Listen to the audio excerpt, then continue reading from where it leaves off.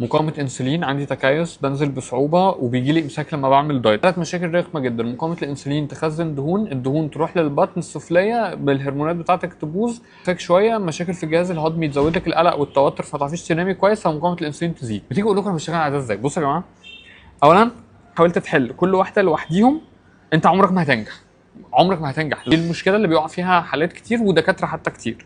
انت لازم تكسر الدايره، لازم تخبط فيهم الثلاثه مع بعض. يعني ايه؟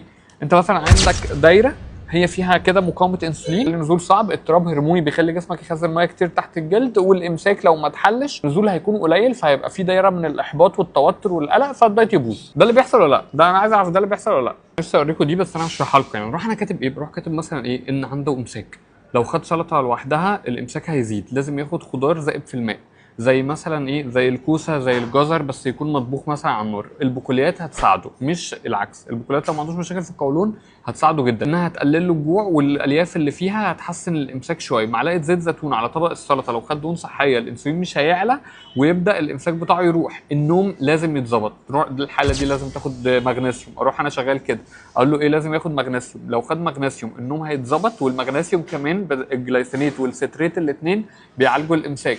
لا، اوعى تشيل النشويات، لانك لو شلت النشويات طاقتك هتقل بسرعه جدا، هتلخبط بالليل. لو لخبطت بالليل ايه اللي هيحصل؟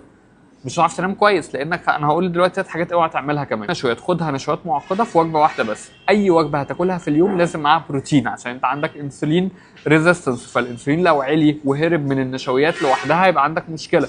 فدي ال3 حاجات اللي هتضرب فيها. هرموناتك هتتظبط بالنوم، مقاومه الانسولين هتتظبط من زياده البروتين وان النشويات تبقى موجوده في وجبه واحده، الامساك هيتظبط بانك بتاخد معلقه زيت زيتون على السلطه، وانك السلطه بتاعتك خضار ذائب في الماء. الشيا سيدز كويسه، بذور الشيا برده ممكن تعملها. النوم اشتغل معاه على 3 حاجات، على مغنيسيوم، وعلى اعشاب الكاموميل واللافندر والقديس يوحنا، وعلى تمارين التنفس اللي هي بوكس تو بوكس بريذنج. فيبقى احنا كده عملنا ايه دلوقتي؟ خبطنا في ال3 حاجات مع بعض. في 3 حاجات اوعى تعملهم لانهم مرتبطين بيها.